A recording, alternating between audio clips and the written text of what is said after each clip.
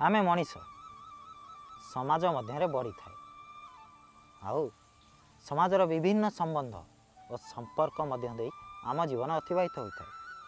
तेबे एई तमाम संपर्क मध्यरु सबुठारु महत्वपूर्ण संबंध कौन होता है? एबे आपण मानक मध्यरु किछि लोक पचारिबे कि ये केमिति प्रश्न हला।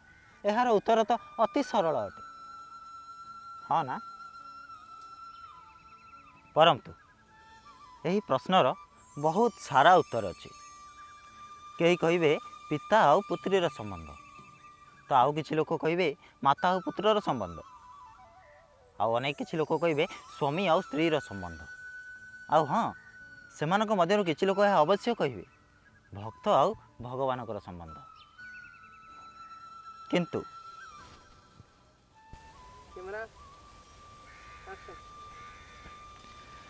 जदि आमे गंभीरतार सह एई कथा को चिंता करिबा तो आमे अवश्य जानि परिबा कि यही सबु संबंध आमको आम जन्म सहित किंबा ई समाज ठारो ही प्राप्त होइथाय अथवा कौनसी आकांक्षा बा कार्य जोगु ही प्राप्त होइथाय। तो सबु ठारू बड़ संबंध कौन होइथाय? उलझी गले ना?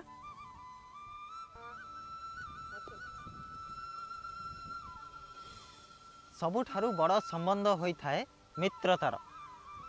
कौन पाई ना यही संबंधटी को आमे निजे ही चयन करिथाय।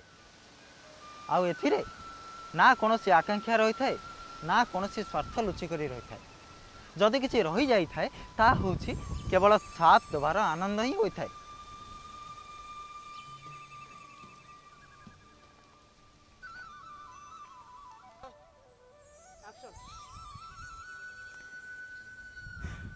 निजर बीती जाइथिबा दिन गुडी को स्मरण करंतु। जेबे आपण सकाळु निज घर बाहरुथिले सर्वप्रथमे क्या स्मरण करुथिले? निज मित्र, हाँ ना?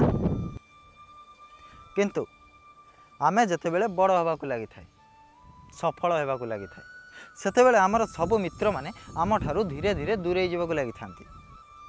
आउ आमे आमर आय एवं स्तर अनुसार मित्रता करबाकु लागि थाए। सेतेबेले आम मनकु यह आसी सारी थाए कि मित्रता केवल समाज स्कंदर मनीष सहित ही करा जाई थाए। किंतु यही चिंता और भावना उचित होई न थाए। कौन पाई ना मित्रता समाज स्कंद लोकों सहित करा जाई न थाए। मित्रता लोक मानकु समाज स्कंद कराई थाए। तो नूतन बंधु अवश्य बनातु, किंतु निजर पुराना बंधु मानकु स्मरण रखिया शिखंतु। नमस्कार, मु शशिकांत मिश्र श्री भारत को आपण मानकु स्वागत करूछि।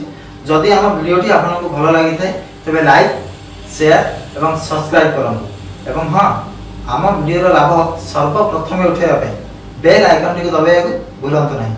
रहउछि, नमस्कार।